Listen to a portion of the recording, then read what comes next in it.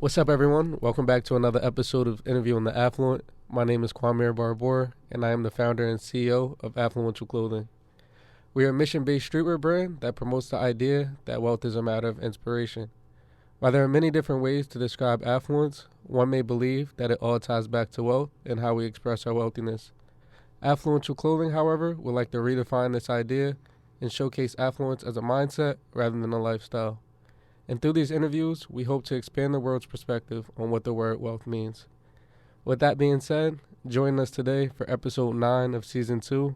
I'm happy to introduce current FUSA Vice President and FUSA's first ever woman of color President-elect, Aliyah Seenauth.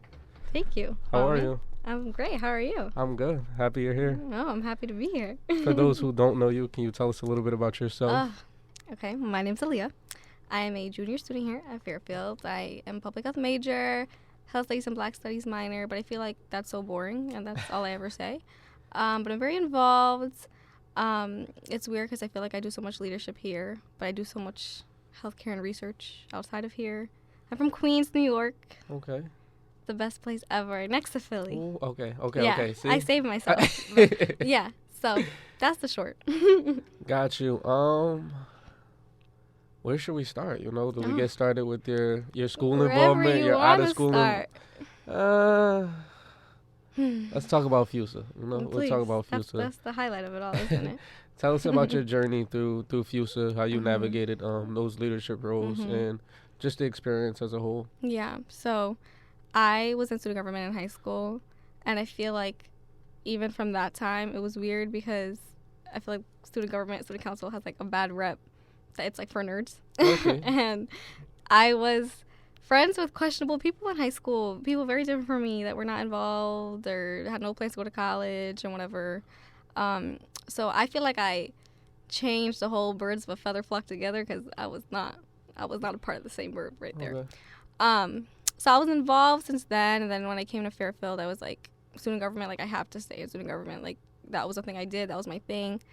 But I guess I didn't really realize how different it would look here versus in high school, which I should have figured that out, but I didn't.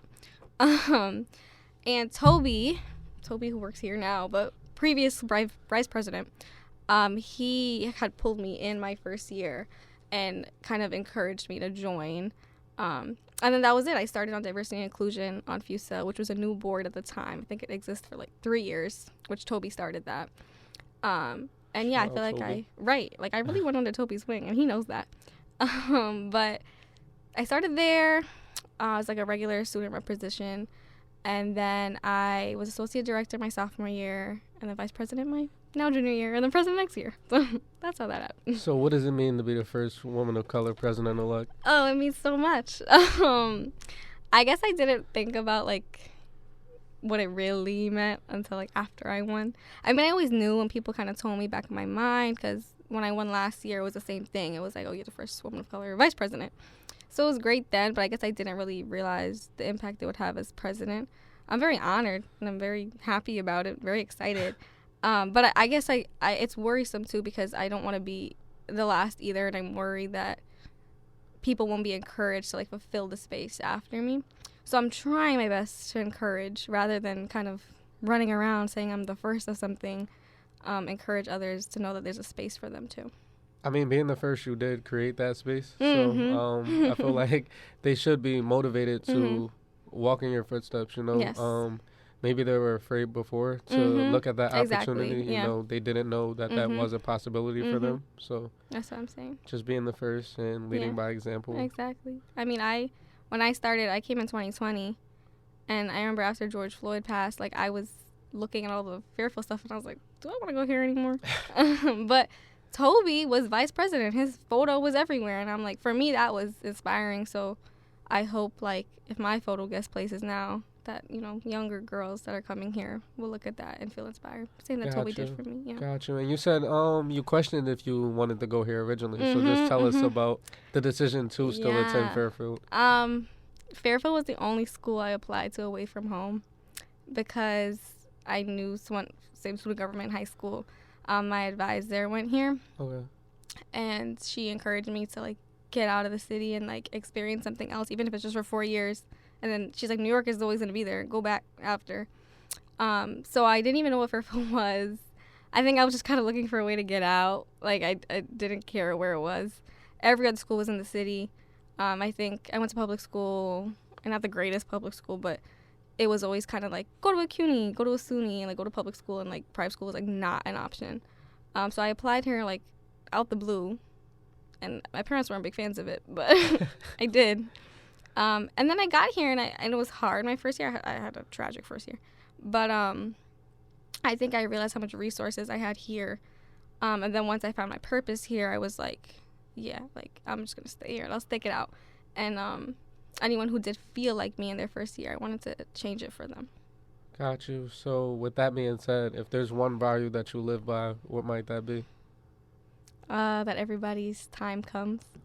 It'll come to you. I remember when I went to Florida a couple years now, 2019. My cousin who lives over there had just bought a house for the first time. She has a family. She's married, husband. She has a daughter. And she only had got a house, and she's like in her early 30s, finally got one. She was living with her in-laws. And we were in the car, and my mom tells her, like, everybody's time comes. Like, and I was like, I looked at my brother, and I was like, that's the most inspiring thing I've ever heard my mother say. And it's such a small thing, but especially with myself, I struggle so much my, like, first couple years of college, first two. And then I, like, finally feel like now, like, they say, like, oh, when God gives, they give in abundance. Like, Right. like I felt like that finally happened now. So I feel like patience to everything, everything will come when it's meant to. So with that being said, how would you say you measure success? Especially since it's a journey. Yeah. Success is what makes you happy. I even think, like, now I'm finally at, like, the most success, like, I've ever experienced in my life. Just because I'm happy.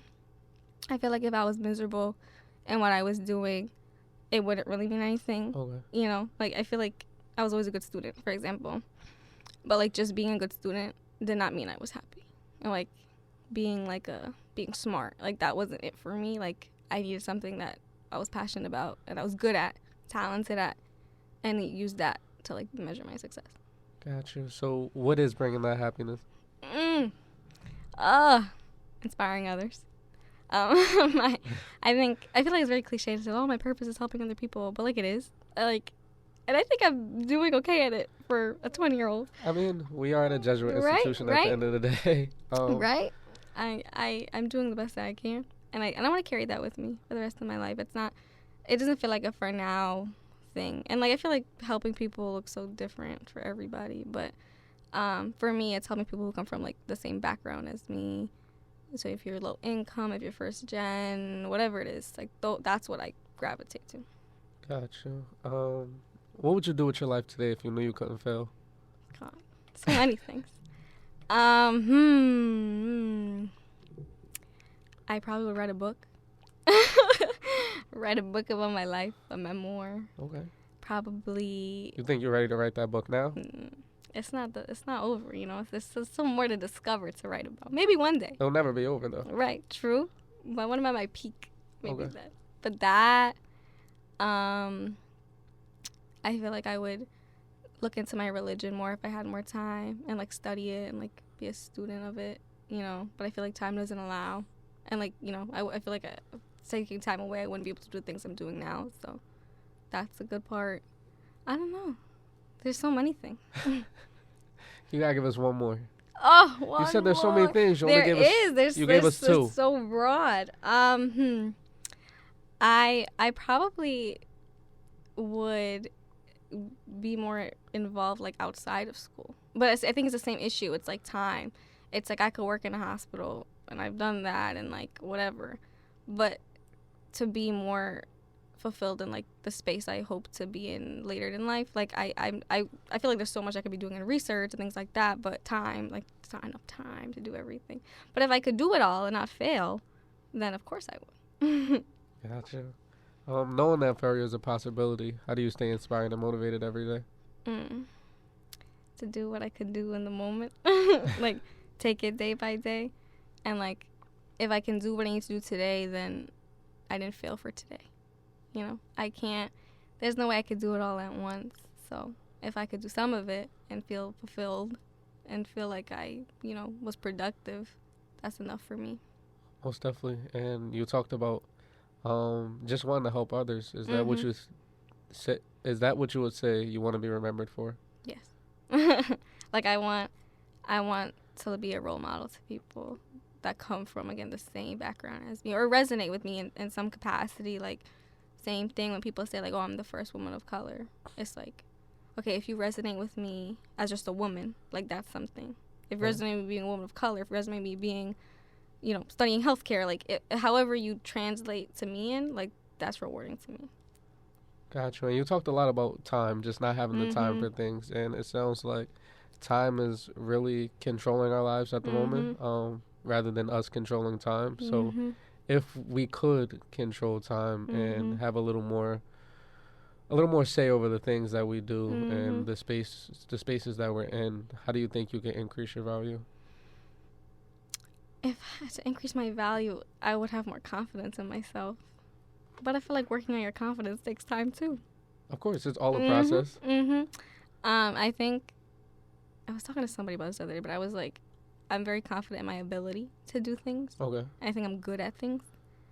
But I think I could have more personal confidence. And then if I had the confidence, I feel like people should fear me. Like if I don't think the world's ready for me to be at my full confidence potential. I think that's an excuse. True. I think it's an excuse. Because it's like, if I am at that point, they won't like what I become. And it's like, but why do they have to like you? True. It's very true. I don't know, but that's something I think right now, I think that's the next step for me. Like, more self-love and confidence. Okay. And if you don't mind, what does that look like? Not comparing myself. I think I'm very much a victim of that. like judging my character, being like my own like worst critic. I'm very confident in my ability. I think I'm very good at things. I try to be humble about it. But I think I could always do more work in feeling the love that I'm given. Like, I think I get a lot, and people praise me, and I'm very grateful. But I wish I could, tell myself that more. It's hard to accept that praise. It That's really exactly is. what it is. I deal with the same thing. My mother told me this right before my 21st birthday.